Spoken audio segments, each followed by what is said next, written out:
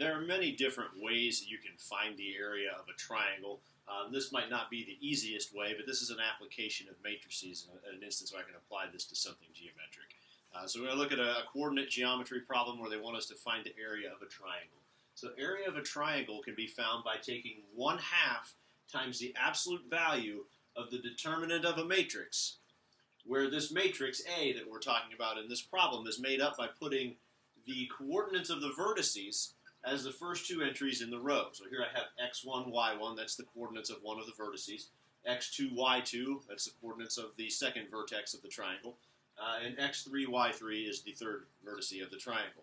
And then they filled in the third column of the matrix just with a bunch of ones. So this is kind of a unique formula for finding the area of a triangle using the determinant of a 3x3 matrix, where the coordinates of the points are used along with an extra column of ones. So let's take a look at an example of how that works.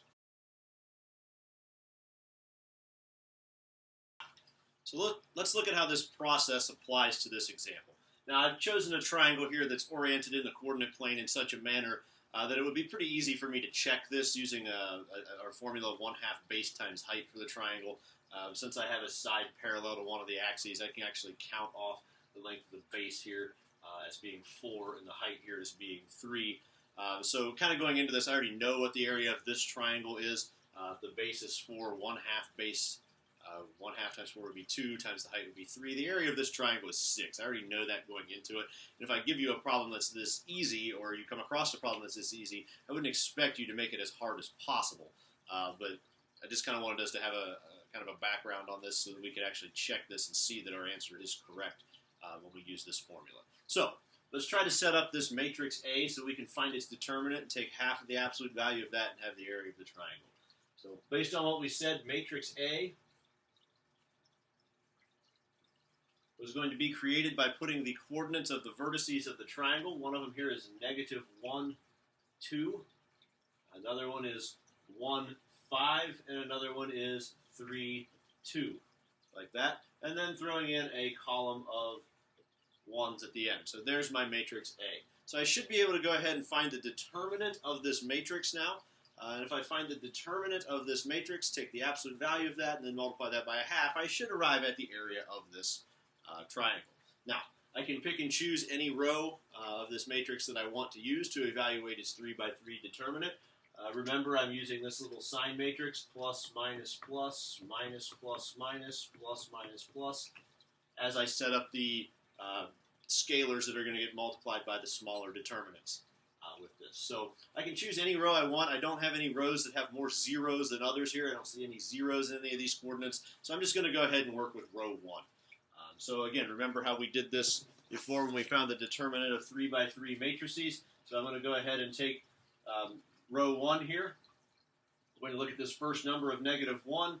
My sign matrix has a positive in that position, meaning I'm not going to change its sign. So the determinant of A is going to be equal to -1 times a smaller determinant. And to find that smaller determinant, I'm going to cover up the row and the column containing that number. That's the smaller determinant of 5, 1, 2, 1 for that. Goes off of there. The next number in my row is 2.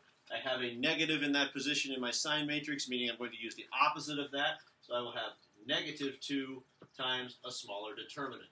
And again, that smaller determinant I will find by covering up that column and that row that contained that 2 and looking at the numbers that are left. I have 1, 1, 3, and 1. And then finally, the last number in my row is 1. I see a plus sign in that position in the sign matrix, so I'm not going to change its sign, so I have +1 times this smaller determinant. Again, I cover up the row and the column containing that number, and I'm left with 1, 5, 3, and 2. So now I need to go back and evaluate each of these smaller determinants. I'm running out of room there on the board, so let me erase some space up here at the top, get rid of the picture a little bit, and jump back up there. So my determinant should be equal to -1 times, when I find this 2x2 determinant, again it's 5 times 1, which is 5, and then minus the product of the other diagonal. 2 times 1 is 2, so I have 5 minus 2, which is 3. And then I have minus 2 times this other determinant. 1 times 1 is 1. Minus 3 times 1 is 3. 1 minus 3 is negative 2. And finally, I have positive 1 times this determinant.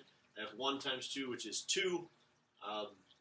Minus 3 times 5, which is 15. 2 minus 15 is a negative 13 for that. Simplifying there, negative 1 times 3 is negative 3. Plus 4 minus 13, which is equal to, let's see, negative 3 plus 4 is 1.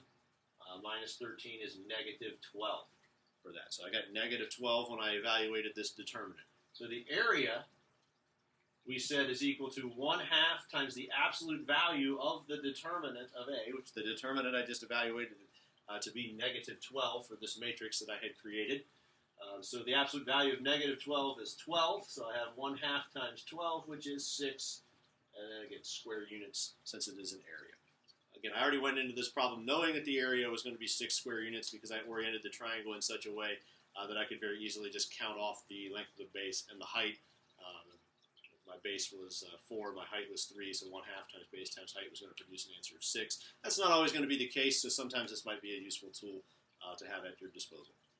That's how you use matrices and determinants of matrices to find the area of a triangle if you know its vertices and the coordinates.